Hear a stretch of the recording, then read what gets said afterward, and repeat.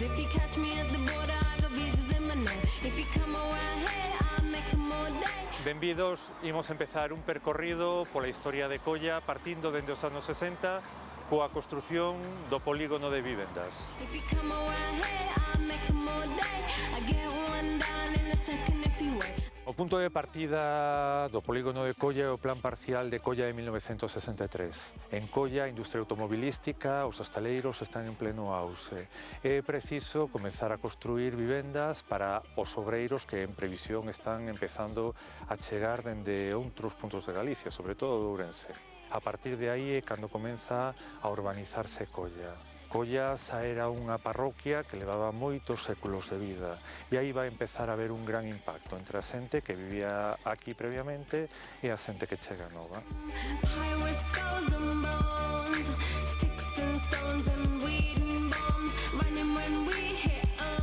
Inda hai zonas onde se conservan illotes daquela antigua Colla. Espazos como este onde inda se mesturan zonas rurais que podemos ver galiñas, podemos ver hortas e ao fondo podemos ver edificios de 15 andares. Swagger like us, hit me on my banner, prepaid wireless. We pack and deliver like UPS trucks. A Avenida Castelao, digamos que é a gran arteria a partir da cual se artella urbanísticamente o polígono de Colla, que naceu a partir dos anos 60. Foi proxectado por Desiderio Pernas, un arquitecto de Vigo, pero moi cosmopolita. Tiña unha mente moi aberta e nesta arteria o que fixo foi introducir algún elemento do racionalismo arquitectónico. O seu proxecto o que pretendeu é construir un vial para que pasen os coches e ao lado un bulevar que prácticamente ten a anchura do vial dos coches para que a xente vaise á rúa, pasee, transite.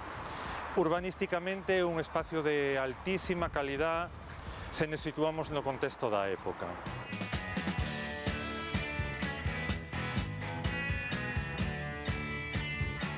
Estamos diante da parroquia do Cristo da Victoria, é unha parroquia de pais dominicos que se asentan aquí a principios dos anos 70. Esta parroquia foi un pouco a orixe dun montón de movementos sociais. Digamos que o xerme do movemento veciñal do barrio de Colla está aquí. E tamén o xerme de outro tipo de movementos de mulleres, as mulleres Dorna. Cando se empeza a construir o barrio, o me vai a traballar a fábrica, ou ten certa vida social, pero esa muller que chega emigrada se queda aillada, se queda na súa casa. E digamos que esa asociación de mulleres Dorna é un punto de referencia tamén moi importante para a muller do barrio.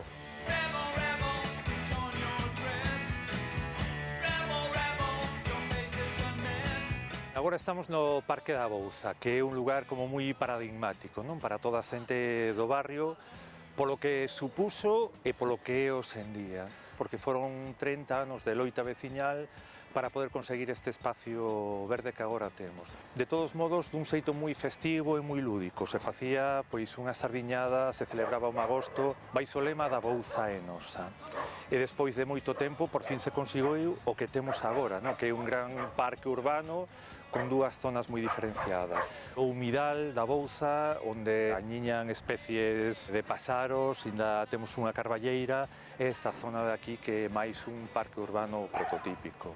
É un punto de referencia moi grande, incluso para a rapazada máis nova, non? Estamos loitando contra os nosos rapaces que non vayan aos centros comerciais, e este parque é un lugar de referencia tamén para eles.